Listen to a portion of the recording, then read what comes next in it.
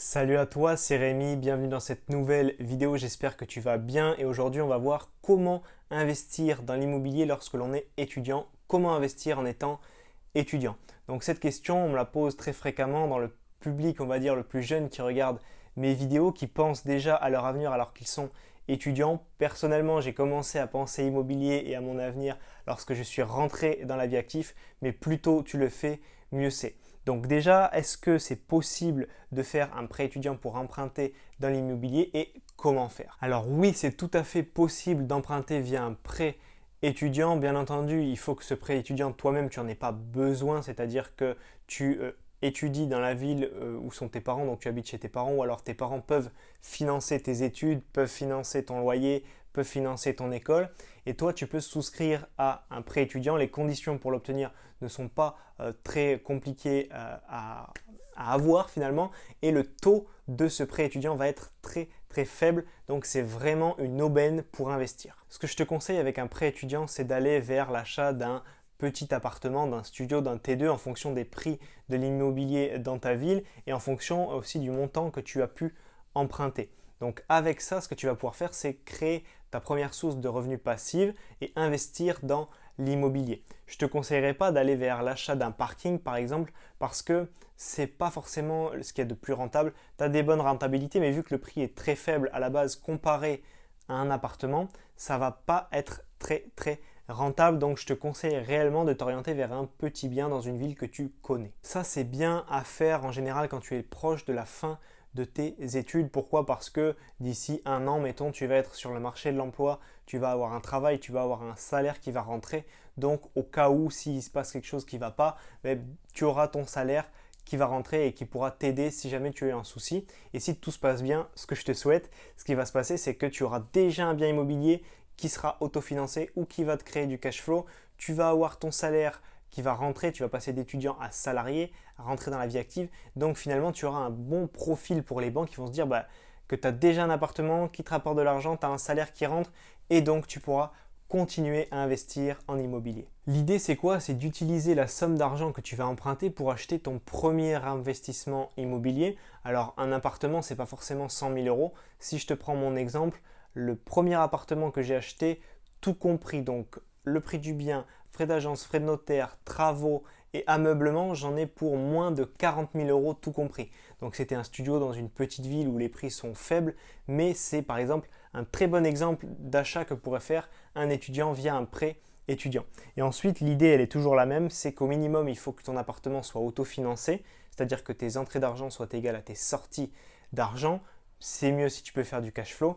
Et l'idée, c'est d'aller vers un bien décoté où il y a des travaux à faire des travaux, ajouter beaucoup de valeur, louer très cher, utiliser le régime du réel LMNP et comme ça faire un investissement qui est rentable. Quels sont les avantages du prêt étudiant? Alors tout d'abord le taux. Le taux de ton prêt étudiant va être très bas, va être très avantageux. C'est comme si on te prêtait de l'argent gratuitement.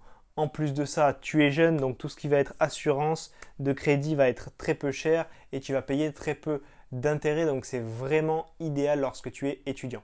Deuxième avantage, tu peux faire un report d'échéance qui peut aller jusqu'à 5 ans. C'est-à-dire qu'en immobilier classique, sur un prêt immobilier, tu peux avoir un différé de remboursement de 6 mois, 1 an, 2 ans, 3 ans. 3 ans, c'est déjà très compliqué à obtenir. La plupart des banques sont un petit peu bridées à 1 an. Et sur un crédit étudiant, tu vas pouvoir avoir un différé jusqu'à 5 ans. C'est-à-dire que pendant 5 ans, tu ne vas pas rembourser ton crédit.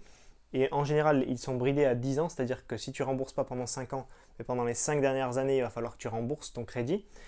Ce qui va se passer, c'est que pendant les 5 premières années, tu vas pouvoir accumuler une énorme trésorerie via les loyers qui vont tomber via ton appartement. Ensuite, avec cet argent, tu pourras faire ce que tu veux, tu pourras soit l'épargner, le faire fructifier, le réinvestir en immobilier, mais au moins, tu auras une grosse somme d'argent sur ton compte en banque qui va te permettre d'être beaucoup plus en sécurité. Attention à ne pas tout cramer, si je puis dire, parce que les 5 dernières années où tu vas devoir là rembourser ton crédit immobilier, il va falloir avoir de l'argent pour pouvoir payer ce crédit.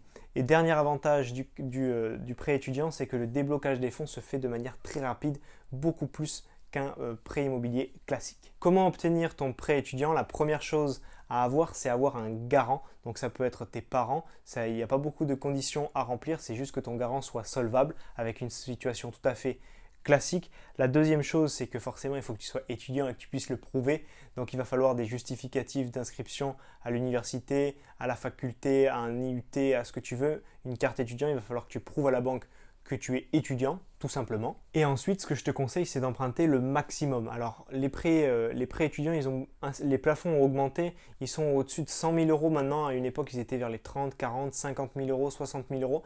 Maintenant, ils arrivent à 100 000, voire plus de 100 000 euros. J'ai déjà vu plus de 100 000 euros d'emprunter via un prêt étudiant. Donc, pour emprunter le maximum, ce qu'il faut, parce qu'après, tu ne pourras pas emprunter. Tu empruntes une fois, tu ne peux pas faire deux prêts étudiants. Donc, c'est pour ça qu'il faut avoir une grosse somme dès le départ. Et pour emprunter une grosse somme, tout simplement, tu vas dire au banquier que pendant tes études, tu as besoin de t'acheter une voiture, que tu vas partir à l'étranger, que tu as besoin de ci, de ça qui va te coûter cher. Bref, tu expliques comment et pourquoi tu aurais besoin de tant d'argent. Tu as une ville chère, tu vas avoir un loyer élevé. Bref, tu racontes tout ça pour qu'il te donne la somme la plus élevée que tu peux avoir pour ensuite aller investir dans l'immobilier. Et ce qu'il faut savoir, c'est que le prêt étudiant est un prêt non affecté. C'est-à-dire que tu n'es pas légalement obligé à l'utiliser pour tes études. Il n'y a rien d'écrit là-dessus, donc tu peux l'utiliser très bien pour investir dans l'immobilier parce que ton prêt n'est pas affecté. Tu peux très bien partir comme je l'ai fait, pas avec un crédit étudiant, mais comme j'ai débuté avec un studio meublé à l'année ou un studio en location courte durée selon toi, selon le feeling que tu as, selon le niveau de formation et de compétences que tu as, selon ton marché, etc.